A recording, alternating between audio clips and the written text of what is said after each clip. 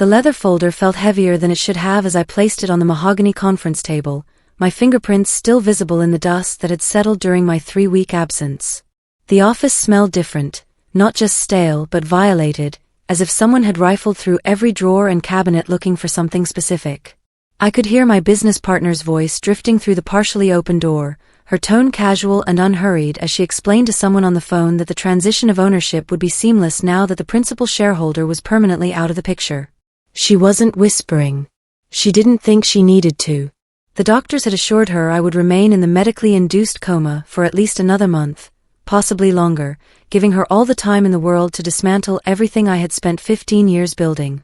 What she didn't know, what nobody knew except my neurologist and myself, was that I had opened my eyes 2 days earlier than projected, fully conscious and acutely aware of every conversation happening around my supposedly unconscious body. I had listened to her by my hospital bedside, holding my limp hand while simultaneously texting our company's CFO about expediting the paperwork to transfer my shares into a trust she conveniently controlled. The betrayal didn't shock me as much as the efficiency of it. She had prepared for this moment with the precision of someone who had been waiting years for the opportunity. Before I walked through that door and shattered the illusion of my continued incapacity, I want to acknowledge that you've chosen to spend your time here with me. If this story resonates with you, consider subscribing to hear how this unfolds, because what happens next will determine whether I reclaim my life or lose everything to someone I once called my closest ally. My name is Vivian Ashford. I'm 41 years old. 3 weeks ago, my car was struck by a delivery truck that ran a red light at an intersection I'd driven through 1,000 times before. The impact sent my vehicle spinning across 2 lanes of traffic before it collided with a concrete barrier, and the last thing I remembered before everything went dark was the sound of metal tearing and glass shattering in a symphony of destruction. The paramedics told my family I was lucky to be alive, though the traumatic brain injury left me in what appeared to be a persistent vegetative state. My business partner, Simone Hartwell, visited me every day during the first week, sitting beside my bed with tears streaming down her face as she promised to protect our company until I recovered. She brought fresh flowers that she arranged herself and played classical music because she knew I found Chopin soothing. To anyone watching, she was the epitome of a devoted friend maintaining a vigil for someone she loved. But on day 8, when she thought the nurses had all left for their shift change, I heard her true voice for the first time. She had been standing at the window of my private room, staring out at the city skyline while speaking into her phone in a tone I had never heard her use before, cold, calculated, and utterly devoid of the warmth she had always shown me. The attending physician confirmed she won't wake up for at least 4 more weeks, possibly never, she had said, her reflection visible in the darkened glass. That gives us more than enough time to restructure the board and move the offshore accounts. By the time anyone questions anything, it'll be too late to reverse. I had wanted to scream, to sit up and demand an explanation, but my body remained unresponsive, trapped in the prison of my own paralyzed muscles while my mind processed the magnitude of her treachery. She continued talking, outlining a plan to systematically strip the company of its most valuable assets and transfer them to shell corporations she had established months earlier. Vivian was always too trusting, she had laughed, a sound like breaking glass. She actually believed I cared about the work we were doing together. The only thing I ever cared about was positioning myself to take everything the moment she was vulnerable enough. The neurologist had entered at that exact moment, interrupting her conversation and forcing her to resume the performance of the grieving partner. But I had heard enough. My eyes might have been closed, but my mind was cataloging every word, every inflection, every damning detail. The breakthrough came on day 19 when I managed to move my right index finger, just barely, just enough to catch the night nurse's attention during her routine check. She had immediately called for the attending physician, who ran a series of tests that confirmed I was emerging from the coma far earlier than anyone had anticipated. Dr. Reeves had the presence of mind to ask me if I wanted my condition kept confidential for the time being, and I had blinked twice for yes, a signal we quickly established as our private communication system. "You suspect something," he had said quietly, not as a question but as an observation. I blinked twice again. He had nodded slowly, understanding passing between us without further explanation. "I'll note in your official chart that you're showing minimal signs of awareness but remain largely unresponsive. That should buy you some time." I spent the next 3 days in that hospital bed, slowly regaining control of my body while maintaining the appearance of someone still lost in the fog of unconsciousness. Simone continued her daily visits, continued her performance of devotion, and continued her phone calls outlining the systematic theft of my life's work. Each visit gave me another piece of the puzzle, another name of someone who had been bought off or coerced into cooperation. I was discharged quietly on a Wednesday morning, signing myself out against medical advice while Dr. Reeves provided me with a letter stating that I was cognitively impaired and should not be making any significant decisions without proper supervision, a document I requested specifically because I knew it would be useful later. My lawyer, Marcus Chen, picked me up in an unmarked car and drove me directly to his office rather than my home, which Simone had been using as a secondary headquarters during my incapacity. "She's been busy," Marcus had said as he spread out financial records across his conference table. "We've been tracking her movements since you contacted me from the hospital. She's transferred approximately $12 million out of the company's primary accounts and into what appear to be cryptocurrency wallets registered in the Cayman Islands. She's also been negotiating the sale of your commercial property portfolio to a development group that she partially owns through a third-party holding company." I had studied the documents with growing clarity, seeing the full scope of her betrayal laid out in black and white. "How long before the board meeting?" I had asked, my voice still rough from weeks of disuse. 72 hours. She's calling for an emergency session to declare you permanently incapacitated and install herself as sole director with full authority over all company assets and decisions. The next 3 days were a masterclass in strategic patience. I remained hidden in a corporate apartment Marcus owned under his wife's maiden name, using the time to coordinate with forensic accountants who worked through the night to trace every transaction Simone had made. My phone remained off, my presence completely invisible to anyone who might report back to her. I drafted legal documents with Marcus's guidance, filed injunctions with the court under seal, and contacted every board member individually to request they attend the emergency meeting in person rather than via video conference as Simone had suggested. "She wants them remote because it's easier to control the narrative when she's the only one in the room," Marcus had explained. "Face to face, they'll be able to see you, and that changes everything." I had also reached out to our company's largest investor, a venture capital firm that had put $40 million into our expansion 3 years earlier. Their representative, Catherine Zhou, had listened to my account with increasing alarm before confirming that Simone had indeed contacted them the previous week to discuss a restructuring opportunity that would give them majority control at a significantly reduced valuation. "She told us you were permanently disabled and that the company would collapse without immediate intervention," Catherine had said. "She made it sound like she was trying to save us all from a disaster." I had provided Catherine with copies of the financial records showing Simone's theft, along with Dr. Reeves's private medical assessment confirming my full cognitive recovery. "I'd very much appreciate your presence at tomorrow's board meeting," I had said. "I think it's important that everyone hears the truth directly." The morning of the board meeting arrived with an overcast sky that seemed fitting for the confrontation ahead. I had dressed in a charcoal gray suit that conveyed authority without aggression, my appearance carefully calculated to project strength and stability. Marcus drove me to the office building, parking in the underground garage to avoid any chance of early detection. We took the service elevator directly to the 14th floor, emerging into a hallway I had walked down countless times but which now felt foreign and hostile. I could hear voices coming from the conference room, Simone's voice in particular, raised slightly in what sounded like premature celebration. "I want to thank you all for making the difficult journey here today," she was saying as I paused outside the door. "I know this isn't easy, but Vivian would have wanted us to act decisively to protect what she built. That's why I'm proposing that we formalize my position as permanent CEO and primary shareholder, effective immediately." I glanced at Marcus, who nodded once. It was time. I turned the handle and pushed the door open with deliberate slowness, allowing the movement to draw every eye in the room before I stepped fully into view. The effect was instantaneous and profound.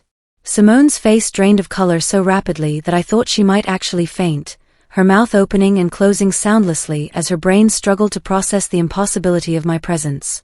The 7 board members seated around the table reacted with varying degrees of shock, confusion, and in the case of our CFO, who had clearly been complicit, pure terror. I walked to the head of the table where my name placard still sat despite Simone's assumption that she would be occupying that seat permanently within the hour. "I apologize for my absence," I said, my voice steady and clear. "I understand there's been some concern about my ability to continue leading this company. I'm here to address those concerns directly and to clarify some apparent misunderstandings about my medical condition and my intentions for our organization's future." Simone had recovered enough to attempt speech, though her voice came out as barely more than a whisper. "Vivian, my God, we thought. The doctors said you weren't expected to recover for months, if ever. This is incredible." I had smiled then, a cold expression that never reached my eyes. Yes, the doctors did indicate that recovery would be prolonged. Fortunately, medical predictions aren't always accurate. I woke up 2 days ahead of schedule, which gave me the unexpected opportunity to observe how the company was being managed in my absence. I found the experience quite illuminating. I had activated the large display screen at the end of the conference room, connecting my laptop via wireless transmission. I thought it might be valuable for everyone here to review the financial activity that's occurred over the past 3 weeks. Marcus, if you would walk us through the first slide. Marcus had advanced the presentation to show a detailed timeline of monetary transfers, each one highlighted with the authorization codes that traced directly back to Simone's executive credentials. As you can see, he had explained in his measured attorney's voice, there have been 47 unauthorized transactions totaling just over $12.3 million, all executed between January 8 and January 27. Each transfer was initiated using Ms. Hartwell's access codes and moved funds from the company's operational accounts into various cryptocurrency wallets and offshore holdings. The room had erupted in overlapping voices, questions, denials, demands for explanation. Simone had stood abruptly, her chair scraping backward with a harsh sound against the floor. "This is insane. Vivian, you're clearly confused, probably still suffering from the effects of your injury. Those were authorized transfers approved by the Emergency Oversight Committee." "What Emergency Oversight Committee?" I had interrupted, my tone sharp enough to cut through the chaos. "We don't have an Emergency Oversight Committee, Simone. We've never had one because our bylaws specifically require a full board vote for any structural changes to company governance. What we do have is a very clear paper trail showing that you used my incapacitation as an opportunity to systematically loot our accounts." I had advanced to the next slide, which displayed email communications between Simone and our CFO, Richard Torres, discussing the timeline for transferring assets before my projected recovery date would make such actions more difficult to execute. Richard had visibly shrunk in his seat, his face flushed with shame or anger. I neither knew nor cared which. "I trusted you," I had said, and I meant it to land on both of them with equal weight.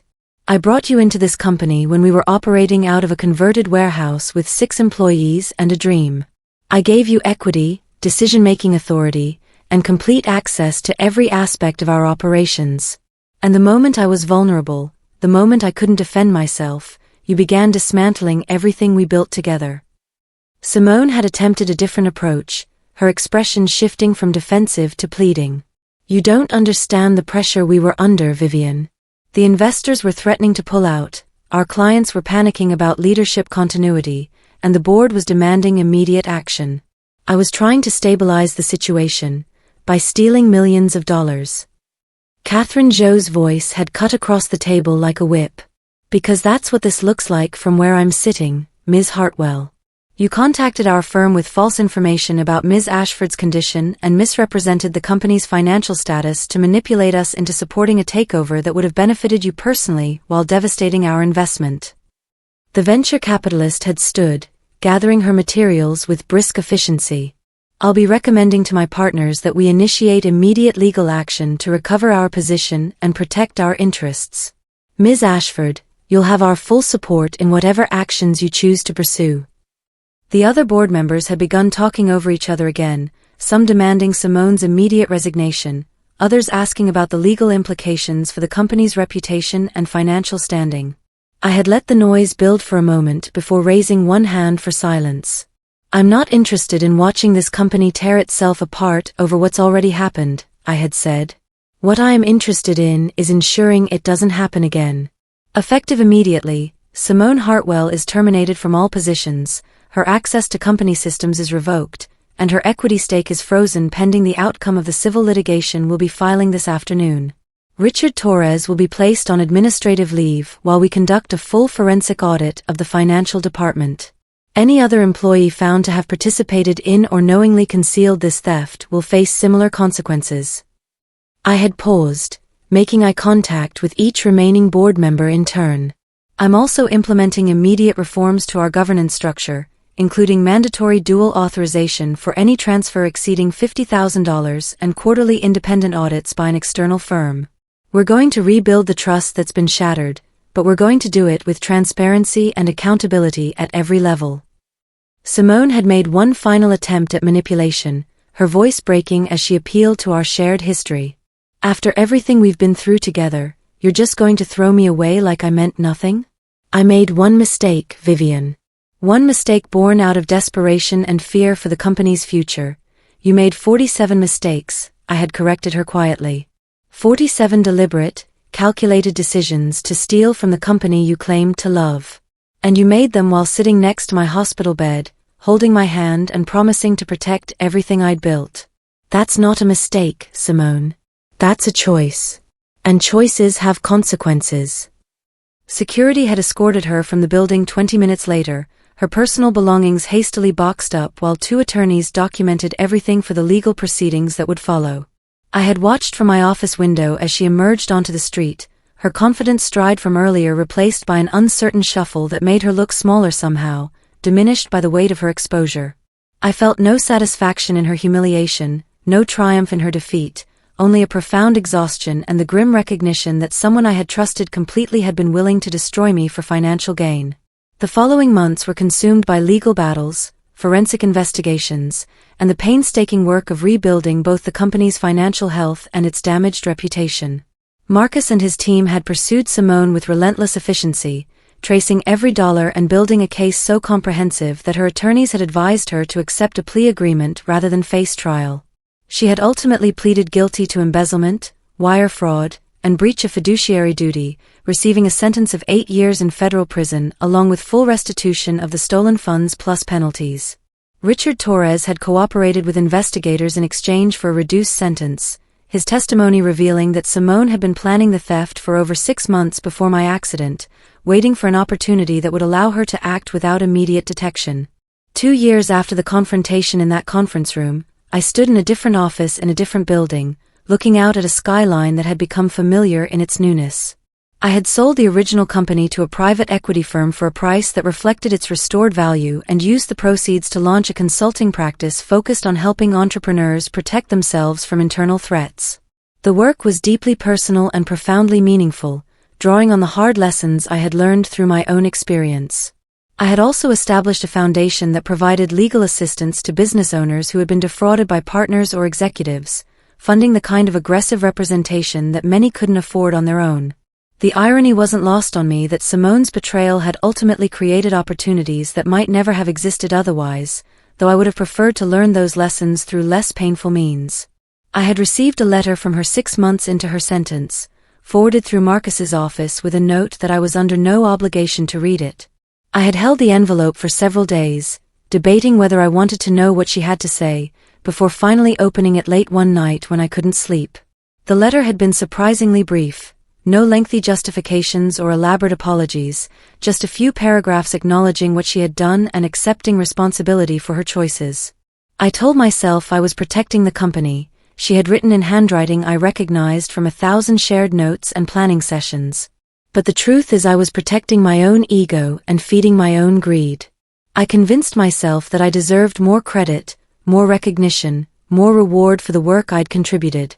And when the opportunity presented itself to take what I thought I was owed, I didn't hesitate. I'm not asking for forgiveness because I don't deserve it.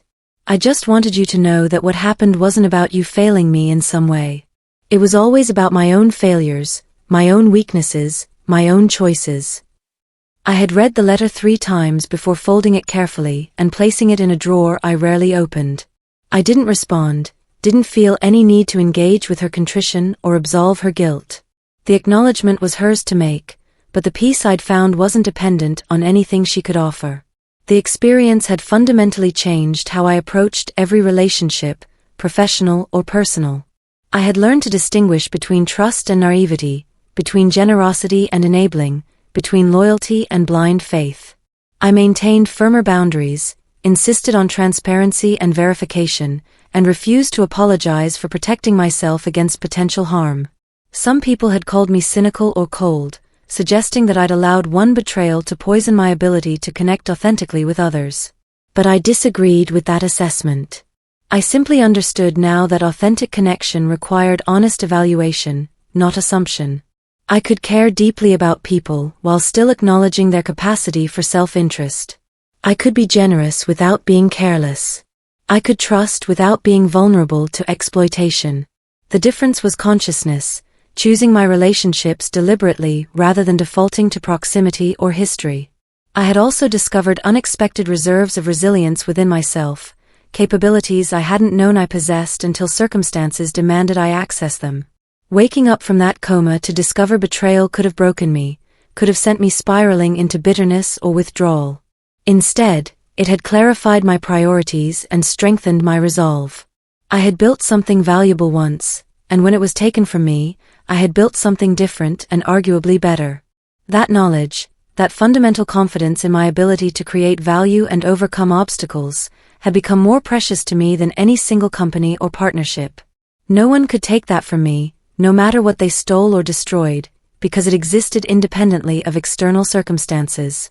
It was the one asset that remained entirely under my control. On quiet evenings, I sometimes thought about the version of myself who had trusted Simone completely, who had never questioned her loyalty or examined her motivations too closely. That version felt both familiar and foreign now, like a photograph of someone I used to know but had grown apart from over time. I didn't regret having been that person. The capacity for trust had enabled me to build something meaningful, even if it had also made me vulnerable to exploitation. But I didn't mourn losing that naivety either. The person I had become through surviving betrayal was more complete, more grounded, more genuinely powerful than the person who had existed before. I had paid a steep price for that evolution, but I had paid it fully and moved forward without debt or regret. The sun was setting behind the downtown buildings, painting the sky in shades of amber and rose that reminded me of the classical paintings I'd begun collecting again. I had purchased a small piece the previous week, a 17th-century study of a woman's hands holding a letter, the expression on her partially visible face suggesting she'd just read something that changed her understanding of everything. The art dealer had asked if I saw myself in the subject, and I had laughed at the obviousness of the comparison. But yes, I saw myself there, not in the moment of reading, but in the moment after, when the shock had faded and the decision of what to do with the knowledge remained. That was where real strength revealed itself, in the space between revelation and response. Simone had given me knowledge I never wanted, shown me truths I would have preferred to never learn.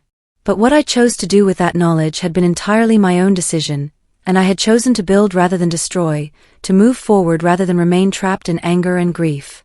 I closed the blinds against the fading light and gathered my materials for the next morning's consultation. A new client was coming in, another entrepreneur who had discovered financial irregularities and suspected a partner of theft. I would listen to their story, help them gather evidence, connect them with the right legal resources, and guide them through the process of protecting what they had built. And in doing so, I would transform my own painful experience into something that served others, converting betrayal into protection, loss into strength, endings into new beginnings. That seemed like enough of a legacy for now.